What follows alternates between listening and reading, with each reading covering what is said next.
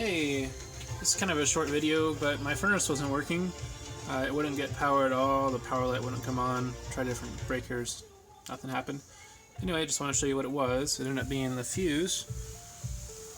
This is the lower control panel, and that purple fuse right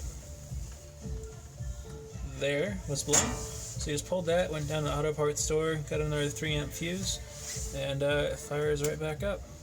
Just like that. Hope that helps you.